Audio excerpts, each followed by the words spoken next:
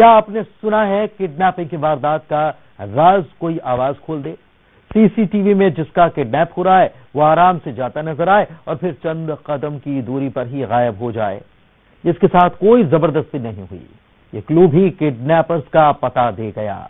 आइए दिखाते हैं ये अलग वारदात, दिन दहाड़े किडनैपिंग।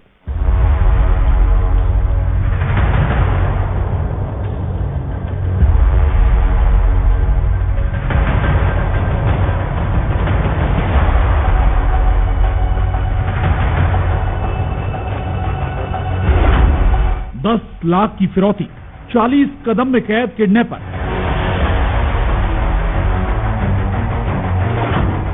समझ आ गया ना, आवाज ने खोला राज। आगे आगे किडनैपर, पीछे पीछे पुलिस।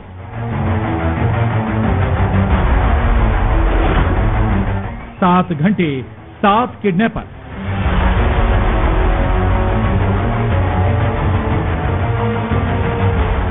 ये दहशत भरे उन 7 घंटे की कहानी है जिसने एक परिवार का चैन छीन लिया। वो दहशत भरे 7 घंटे जिसमें 7 किडनैपर फिरौती की रकम के लिए कॉल कर रहे थे। वो 7 घंटे जिसमें किडनैपिंग की अजीबोगरीब वारदात में आगे आगे किडनैपर थे और पीछे पीछे पुलिस वाले। पुलिस की एक चूक यानी अगवा हुए बच्चे की जान को खतरा हो सकता। मामला बेहद संगीन था। पुलिस वाले सादी वर्दी में थे। इधर किडनैपर्स की मोबाइल लोकेशन बदल रही थी। कैसे पुलिस वाले इन किडनैपर्स तक पहुंचे? कैसे 9वीं क्लास में पढ़ने वाले 15 साल के हिमालय पांडे का किडनैप हुआ? और कैसे एक आवाज ने खोला किडनैपिंग का राज? बस आप देखते जाइए। उसके परिवार को, उसकी मदर को फोन आया था कि आपका बेटा जो है हमारे कब्जे में, आप 10 लाख रुपए दे दीजिए।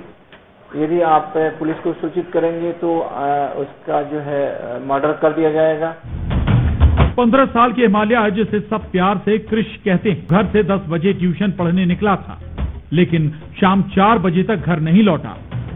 क्रिश की कोई खबर नहीं आई और फिर आया तो एक फोन कॉल। ये फोन किडनैपर्स का था, जिन किडनैपर्स ने 10 लाख रुपए की फिरौती मांगी। बिलासपुर के तखतपुर के रामनगर में रहने वाले शशिकांत पांडे के बेटे हिमालय पांडे का दिन दहाड़े मंगलवार को किडनैप हुआ था। सभी लोगों ने एक जाकर के वहां से उस एरिया से सीसीटीवी फुटेज को उन्होंने सबसे पहले खंगाला और देखा कि बच्चा ट्यूशन पढ़ने के बाद में अपने घर की तरफ लौट रहा है। लेकिन नेक्स्ट में जो सीसीटीवी फुटेज देखा गया तो वो घर के सामने से आगे गुजर रहा है। किडनैपिंग की इस वारदात में पुलिस के पास कोई अहम सुराग नहीं था। आखिर ये अपहरणकर्ता कौन हो सकते हैं? इस बीच पुलिस वालों को 2 सुराग मिले जिसने इस केस में अहम रोल निभाया। पहला सुराग था मोबाइल पर वो आवाज जिसमें अगवा हुए हिमालय के घर वालों को ये समझ आया कि ये आवाज कुछ जानी पहचानी है, जिसमें बार बार किडनैपर्स यही कह रहे थे, समझ आ गया ना। ये आवाज पहले भी सुनी गई थी। और दूसरा क्लू था सीसीटीवी फुटेज, जिसमें हिमालय घर नहीं आया और घर से महज 40 कदम दूरी के बाद गायब हो गया। थोड़ी दूर पर सीसीटीवी कैमरे नहीं थे।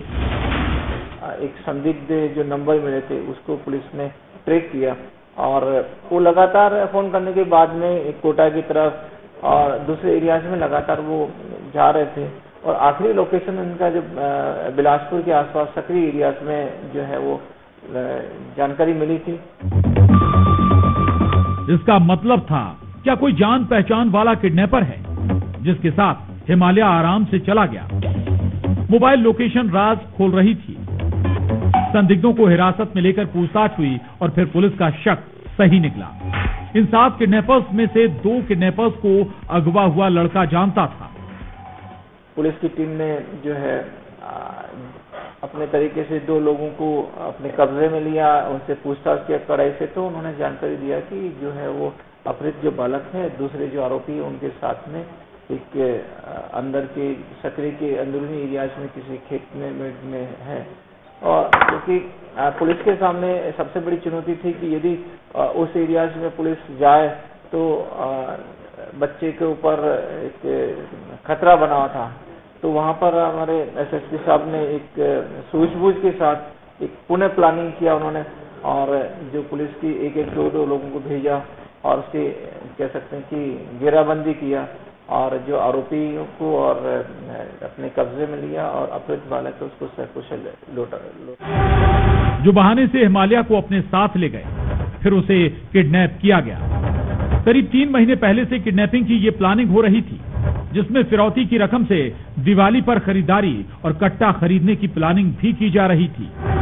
प्राथमिक के उनसे पूछताछ में ये जानकारी मिला है कि वो लोग 10 लाख रुपए घर वालों से लेकर के और कुछ खरीदारी करते और बता रहे कि एक जो है इन फ्यूचर में भी कट्टा खरीदने की भी फिराक में ये लोग थे। अगवा बच्चा जब सही सलामत घर पहुंचा तो घर वालों की खुशी का ठिकाना नहीं था और आंखों में भरे खुशी के आंसू पुलिस वालों को दिल से शुक्रिया अदा कर रहे थे। अभी भी इस किडनैपिंग में कई राज कैद हैं। आखिर क्यों 10 लाख रुपए से कट्टा लेने की प्लानिंग भी की जा रही थी? किस वारदात को अंजाम देने की फिराक में थे आरोपी? बिलासपुर से विनोद कुशवाहा के साथ bureau report, news 18, Madhya Pradesh, Chhattisgarh.